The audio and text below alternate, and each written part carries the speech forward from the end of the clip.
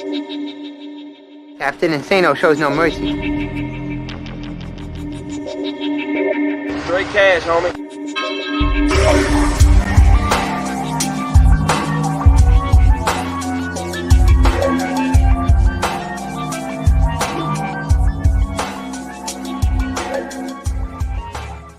Hold on to your butts. What's up, everybody? Welcome back to the Basic Monsters podcast. Monday Night Football, Bucks and Giants. Luke, I know you're ready. I know you're happy about this. Oh, yeah, I can't wait. On the surface, it looks like it might be an easy win, but you know what? The Giants aren't. They're bad. let's not beat around the bush. They're bad. But you know what? There's a silver lining in their quarterback play. And you know what? Let's talk about them right away because I want it to be fresh in our minds. You were just talking about how, you know, this Giants team. Yeah, they're what's their record? They're 2-6-0. 1-6. That was a Cowboys record. 1-6. So anyway, like, you know, it is close in that division. 3 wins is on top. You know what I'm saying? Mm-hmm. And Philadelphia Eagles.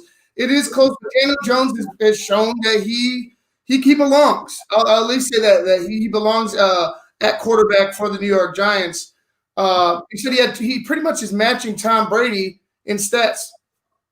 Yeah. Well, yeah, that's I mean, if you go through the first 20 games, I mean, they're not much different really. Tom Brady, first 20 games, you're looking at 65.6 completion percentage, 208 yards per game, 29 touchdowns, 16 interceptions. You look at Daniel Jones, he's 61.9 completion percentage, 221 yards a game, and 29 TDs, same as Tom, 3 more picks, you know, so they're not much different. I mean, through their first 20 games. So, you know, this may be something the Giants fans could get behind because, I mean, the guy's, he's right there with the GOAT. I mean, he's just a couple passes here and there, you know, couple picks, you know, and he's not far off of Tom Brady through his first 20 games. So, you know, I think the Giants they definitely need another receiver. I did see that there was a little bit of talk about maybe trying to trade for Golladay. I don't know, but you know, he's injury prone too, so I don't know how that helps you. Yeah, you know, it's going to be interesting tonight because you don't have really much of a running game, right? With New York now that you know we obviously we know the obvious is that Saquon went out. We were actually watching that game. He went out against the Chicago Bears. But you know, give the Giants some credit. Like they've hung in these games. They lost by 3 to the Cowboys last week. The loss to the Rams before, or excuse me, they lost to the Eagles last week by 1 point. They lost to the Redskins by 1 point, and they lost to the Cowboys by a field goal. So if you think about it, this Giants team, if they win 2 of those games, they're leading the division. You know what I'm saying? Like that's how it is. That's how tight it's been in the East. Although they haven't been doing well outside of the division. You know that division battle. That's where it's all won. You know what I'm saying? So like for me, Giants, although the record shows 1-6, they've hung in there with some teams, even though it is the NFC East. I mean, prior to that, they hung in there with the Bears. They lost 17-3. Their first game against the Steelers was only by 10. The only blowout they've had was against the Niners in week 3, which is a 36-9 blowout. But after that, the Giants have played pretty much close games. Yeah, I mean the Giants are averaging 11.8 points per game versus non-divisional opponents this season. So, you know, the 11 points doesn't win many games in the NFL. That is true. That's you know, like you said, due to the running backs, the defense is shoddy. You know, they're probably still the better ticket in New York at this point. But if Tampa doesn't get up for this game, right, we might see something. You know, and the thing about them not having a running game, there's not too many people that do have a running game when they play that Tampa Bay front seven. That's true. But the good thing that they do have on their side is, you know, they do have a Dion Lewis that could catch passes out of the backfield. And I think if Daniel, if he needs to you know, get some yards or something like that, he's gonna have to use that passing game out of the backfield, make those linebackers chase down the running backs. Because other than that, I think he might just be getting teed off on. Yeah, you know what? like I said, I think it's going to be a blowout. Like I honestly don't think it's going to be close, but it is fair to argue the fact that the Giants have been relatively for them they've lost. Like your record's going to show who you are pretty much. Like you know who you are. You're struggling. You're rebuilding, but you're fighting. You know what I'm saying? Like you're resilient. So like Joe Judge has a resilient team, although they're not winning. And in games like this is a game where we could easily go. And I'm saying it now. I'm expecting a blowout from the Bucs, but this could be one of those sleeper games where all of a sudden, come halftime, it's a 10-10 game for some. Right. And going into the third, one thing happens or another, and then it's a close game into the fourth quarter. If the Bucs are going to blow them out, it's going to be in the first half. Yeah, I mean, I don't know. I mean, I don't know. I mean, like, yeah, you would hope so. But there has been a couple games where Brady has started kind of slow and then turned it on in the second half. Ronald Jones is gonna have probably a great game today. He's gonna have to because you don't want Brady sitting back there throwing 60 times, or else eventually he's gonna get smacked, and we all know what happens when that happens. But that Giants defense is gonna have to find a way to fluster him. I'm looking for Scotty Miller to have another big game. Godwin's out, so it's just going to basically be, Evans, Gronk, and Scotty Miller, and then you're going to throw in maybe a little Justin Watson. No, go ahead. Yeah, I was just saying, you're just going to have, you still have weapons. It's not like you still have Cameron Brate out there. You got Ronald Jones. You still got Fournette. You've got plenty of weapons. But yeah, like I said, they don't always click at the right time. And Tom Brady's not immune to throwing interceptions or pick sixes, as we've already seen this year. So, it's gonna. I feel like that this game might pump the Giants up and say, look, if we're gonna beat somebody and improve how good our team is or how good we can be, this is the game. You would love to have a Bucs loss on your record. You know what I mean? You would love to be the Giants and say, hey, look, we took down the GOAT. Oh yeah, Tom's record with the Giants. Past, not very good. The past history. For some reason, the men in blue, the G-men, it's a Brady. They're his kryptonite. Some reason New York is Brady's kryptonite. The New York Giants are Tom Brady's kryptonite, and you never know. This is a like I said, this is a kind of a sweep away game for fans. You know what I'm saying? Yeah, we're just going to go ahead and ignore it and skip Monday Night Football this week for the fair fans. But, for real fans, you're going to watch it. But I feel like if you're going to watch anything, if you're going to see anything, it's going to be how the Giants respond in the first half. If the Giants have no life in the first half, by the second quarter, you'll know if the Giants are going to be in the game or not. Because this Buccaneers offense and this team as a whole, 38 points, 45 points in the past 2 weeks, in the past two games, and they've done it against good teams, good competition. The Vegas Raiders and the Green Bay Packers. Although there has been some questions about both of those teams. I mean, they've done. You're talking about Aaron Rodgers, and you're talking about a Raiders team that's pretty decent that can come out. Yeah, you've seen flashes. You've seen flashes. If they get on a roll with that running game to start right off the bat, I mean, if you're seeing gashes, expect this game to get into the 50s. Expect Bruce Arians. No, I'm dead ass serious. Expect Bruce Arians to go ahead and keep his foot on the gas. Look what they did last week. They didn't have to score 45 points. That game was well in hand. Tom Brady. They didn't have to put a cherry on the top. That game was well in hand. Yeah, I mean, Tom Brady's 4-3 versus the Giants all time. I mean, that's including the playoffs. So he's tied for the fourth lowest win percent of any opponent that he's faced. So he's just a hair above 500 when he plays these Giants. Obviously the Giants that he was playing back in the day were much better. The Victor Cruz, Eli Manning type of stuff like they were doing back then. This Giants defense is what's kept them in games. And honestly, like as good as Daniel Jones has been, like you got to give credit to him. Like they're keeping games within reach. Yeah, and this is, like I said, this is another. There was a lot of people that were miffed about this quarterback. They're like, who? Daniel Jones from where? what? What are you doing? But I mean, the kid is. I mean, the guy you saw that run that he busted off. He ran faster than Lamar Jackson and then got snatched by a turf monster. Obviously, the guy's good. Obviously, he's proved Duke is better than UNC in football. I mean, well, yeah, I didn't want to go there. I didn't want to go there, but I have to. Okay. I had to. It was there. It was low hanging fruit for you and me. So right. I'm gonna go ahead and grab it. No, I think you're right. Daniel Jones, you got to give the guy credit. You have to give him credit. You know what situation you're in. You know they're rebuilding. They're trying to rebuild around you, and they're trying to rebuild around the combination of Saquon first and you second. But I mean, without Saquon Barkley, look what he's doing. Yeah. I mean, they got Devontae Freeman, but Devontae Freeman's out. So, like I said, it's going to be Deion Lewis and Gallman. So if those two can get going, I mean, they're going to have to help Jones tonight. Like, there's no way he can throw the ball.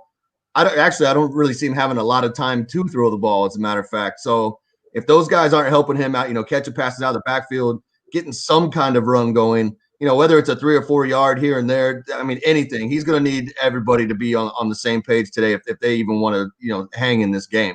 But like I said, this could be a Tom Brady kryptonite game. This could easily, Tom comes out and just for whatever reason, just starts lobbing balls up, and just people are just picking him off, or, maybe he gets smacked tonight by somebody. Right. But I'll tell you, another person that's pumped up about this game is ready to lay some wood on some people is Jason Pierre-Paul. He's ready to smack somebody tonight. Oh, Ninja Turtle. Yeah, Quado.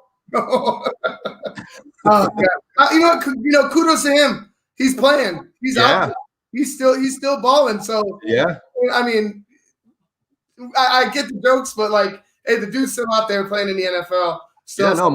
Props to him, man. They're playing at a high level. I see the Bucs blitz being a huge factor today. The Giant, like, it's going to be interesting. Like I said, if there's going to be an upset, it's going to be you're going to see the upset in the making within those first 2 quarters. Otherwise, if you see any type of 2-touchdown lead, it's over. Yeah, it's going to be tough to come back. I mean, especially if that offense starts clicking, it's going to be ugly. It's going to be ugly. Like if Gronk starts getting involved, Evans is, he's a threat every time. I feel like they still need to go to him to Evans a little bit more. This because as of right now, it's on track. Evans has been in the league for 5-6 years now. Every year he's been over 1,000 yards. This is starting to look like his first. You have the best quarterback you've ever played with, and you're not even going to crack 1,000 this year. Like, to me, they need to start pumping that guy. Because he's a force, man. He's a force. He's your big guy. He's your red zone threat. He's a threat anywhere on the field, really. Especially at one-on-one with a DB. He's going to out-jump almost any DB out there. But like I said, they have so many weapons. You can't just be one-track mind and just have one guy in your sights all the time. So I do appreciate the fact that they are spreading the ball around. It's just like I just have a liking for Mike Evans, and I think he brought this team to where they were. Like he was the force on the offense when they had a horrible Jameis Winston. It was go to Evans, go to Evans, go to Evans. And, now they're kind of like steering away from him, except for when they get in the red zone. So I'd like to see him use him a little bit more. And I think they will tonight. It's funny that running game last week, or their last game against the Raiders, it only mustered up 85 yards. It got 2 touchdowns. Tom Brady with a sneak. And Ronald Jones with the touchdown score. Leonard Fournette led the way with 50 yards. But it's been all right. You see a lot of Ronald Jones. I want to see more Leonard Fournette. I want to see more of the 1-2 punch. It's like thunder and thunder is what you got. Right. You have thunder and thunder. You got heavy running in the backfield. So, a little bit more of that will wear teams. I mean, if you had a Leonard Fournette against the Bears, I'd be terrified of what that defense would look like later in the game. As opposed to what they had out there on that Thursday night. Yeah, I mean they're good. The thing I like about Fournette is obviously maybe for like that first year or two in Jacksonville was still the Fournette of LSU, but as of late, And he's always been trouble with injuries and stuff like that. So I don't know, man. It just don't get me wrong, I'd love to have him, but it's just like, okay, he's like a threat every other game or every third game or something like that. And that's the thing that's really like, we don't even really know how good this Tampa team is because they haven't played like multiple games with everybody available. So I mean, if I'm hoping what the trend is that everybody gets hurt early, and then by the time the playoffs and everything roll around, everybody's back to 100, and then we're ready to make that playoff push. I know we have a bye later in the season, I think around week 9 or 10 or something like that. So that'll help get some guys healthy as well. But yeah, the thing I do love about Ronald Jones though is he's a scrappy runner, man. Like he's taking contact and then still fighting for that extra 2-3 yards. And to me, that's what defines a running back more than anything. Somebody that can take that initial hit and just roll off of it, stutter over, at least keep falling forward. That's the guys that you want to have on your team, that somebody with tenacity and wants to get the ball down the field. Yo, definitely. And you know what? I think Ronald Jones is that guy, which is kind of shocking because we didn't know what he was going to be. Like, the first 2 years, not much. I'm sure you thought the same thing because I'm like Ronald Jones, and you mentioned him. I've mentioned him, but we never really mentioned him with much, much of anything. Like, not really any type of care. But now he's just kind of that workhorse. He's just he's the consistent. To be honest, he's been a consistent in an offense that is, for the most part, the past 2 weeks, really, really starting to hit its stride. Mm-hmm. The other thing about the Tampa team that I definitely want to touch on is because one of these guys has just not got any love from the NFL. I think he only made 1 Pro Bowl. Probably should have been to like 3 or 4. Here we go. That linebacking core with Levante David and Devin White is special. Those guys they get after it, man. Levante David is a beast. He's a beast. Devin White will hunt you down clear across the field. You saw that smack he put on Derek Carr right at the sideline. Like, Devin White is man, that is a compliment to Levante David. And if both of those guys come blitzing off the same side, man, it doesn't matter which one picks. I pick your poison. Who would you rather get hit by? But they're both fast. Like, they're both fast. They're both good in coverage. So that Tampa Bay front seven is pretty fierce.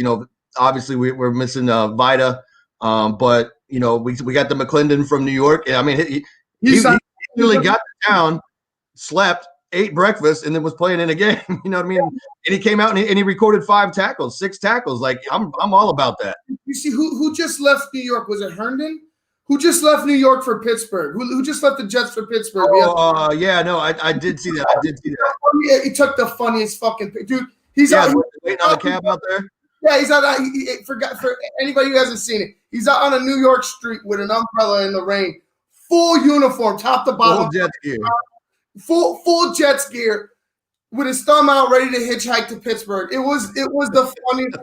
Escape from New York is real, and it started with the New York Jets. Like, for me, if you're any team that needs somebody, because the Jets, like, they have some pieces, go ahead and pick them apart. Because I doubt Trevor Lawrence was going to leave school to come to a team who depleted itself, and will have nothing just to draft him.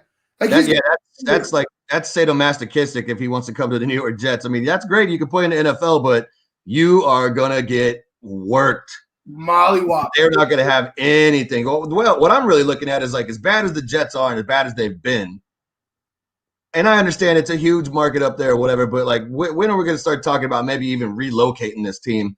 Let them get a fresh start, go somewhere else, and just try to do something, because, oh my God, the biggest market. And when was the last time the Jets were even good? I mean, maybe Chad Pennington. Send him to Toronto. Maybe. Send him somewhere. Send him somewhere in the region. Send him to Hartford. Yeah. Yeah. I mean, at this point, it doesn't really. I mean, Iowa would. It's probably not even sounding that bad, but Wyoming or something. Yeah. But I mean, they're just, and it doesn't get any better. And I'll tell you the biggest thing: it doesn't seem like anybody wants to play for Gase. No. And they didn't want to in Miami. So, man, that's just that's just a terrible, terrible. It's almost like the Lions debacle, and the Lions are still trying to claw their way out of that hole. McMillan debacle. So how crazy that Adam Gase was in his his introduction interview. With the eyes looking like he's on 10, like he just took an 8-ball to the face. Like, what a psycho. You know what I mean? I was like, what the hell is wrong with him? I was like, somebody get him some water. Somebody get him some water in the defibrillator. Like, I think he's having a heart attack. I thought he might do something in Miami. That never really, fared. It became much of anything. And then just for him to get a job in Miami and do a piss poor job in Miami, and then immediately get a job with the Jets, it's like you could see how bad that organization is run. Like the Miami Dolphins knew this guy was a bum, and then you immediately go after him and playing him in your own division, knowing his coaching style. You went after. You thought that was going to be the guy when Miami clearly was like, this guy's not. He's not it. Yeah. Yeah, it's bad news up there, man. I mean, they're just like I said. I mean, it's one thing if the Jets are getting rid of people and getting something for it, but I mean, you're getting 5th and 6th round draft picks. Like, you're not gonna. Okay, yeah, maybe you'll get some role players that are just pack a lunch, show up guys, but you're not generating. I mean, I guess you can find people late in the draft, but when you have to find a whole team late in the draft, good luck. Yeah. All right. Well, you know what? Let's hope for the best for your team tonight. I mean, I think it's going to be a blowout. I really do. But I mean, let's hope for a good game. I hope your team does win because at least somebody should be happy after this fucking weekend. Well, hopefully, we don't have anybody trying out for a boxing career like you guys did. Oh my God. Don't get me started. I was yelling at the TV, cut his ass. Yeah, I remember. I was there. But yeah, I'll go ahead and say that I'm gonna, man, just because it's Tom Brady's kryptonite, man. I'm gonna say 26-17. 6-17. All right. Like I said, I'm gonna stick with the blowout. I'm gonna stick with the pattern that the Bucks have been, that trend that they've been on offense. I'm gonna go 38-14. Yeah, I mean that's if they're averaging around 35 a game, why stop now? You're playing even worse team than you have been playing. So we'll see. It's either, you're either gonna find out, is this Giants defense better than Green Bay's defense, or is it, who knows? That we just saw what happened to Green Bay's defense yesterday. You know what I'd love, Luke? I would love if this Giants team came back and won that division. Oh, nothing would make me happier. My shit if they came back and won the division. To be honest, right now, unofficially, they're going to be my side team. They'll be your dark horse. They'll be my dark horse. The New York. Yeah, I was going to say we should probably, now that we're halfway through the season, go ahead and make since we do have those extra playoff spots, maybe even start talking about what teams do we see sneaking in there on that extra spot on the AFC and the NFC, because that's going to be huge. That's going to be huge, and we may get some really shocking games where a year ago these people weren't even there. Now we might see a team come in and just make a run. So I don't know. I don't know that the Giants would be that team, right? But I could see the Raiders if they start clicking and they get in that AFC, and especially if they beat the Chiefs, coming up here soon. And then they lost to Denver, which was bad. They needed that game. I could see them, or if the Colts get back on track, but that defense needs to shore it up. They came out hot. The Colts came back and won against it. They looked shaky at first, but they came back and blew out the Detroit Lions. So the Colts are still right there. They have that defense, which it's that defense is still the truth. So, like, for me, I still would fear the Colts. But as far as the NFC East, I honestly think that the Redskins and the Giants have a legitimate shot at beating out either the Cowboys or the Eagles. The Eagles look better, a little bit better, but how much better can you look only scoring 23 points against that hapless Cowboys defense? Well, that and nobody can stay healthy. Nobody can stay healthy in Philadelphia. So, right. Good luck with that. But I don't know. I don't know who the NFC team that I would say is like the dark horse. Maybe the Giants if they can win the division. But yeah, other than that, I don't know who I would really pick out of the NFC. I would Cardinals. Who? Cardinals. Yeah, could be Cardinals. At this point, just because of what I've seen lately, the Buffalo Bills might fall to that last playoff spot. You know, they came out hot, and then ever since then they've not been looking so hot. So yeah. They got lucky yesterday with Cam's fumble late in the game to do a deal for it. But anyway, dude, I gotta get ready to go. I got a softball game that I'm probably gonna have to hurry and get to. Mm-hmm. But yeah, like I said, hopefully you guys get the win. I think it's gonna be a blowout. Let's hope for a good game overall, guys. You've been watching the Basic Monsters podcast on Sports Zone Chicago. I'm Ivan Vargas. That's Luke Nettles. We'll see you guys in the post game. Peace. Later.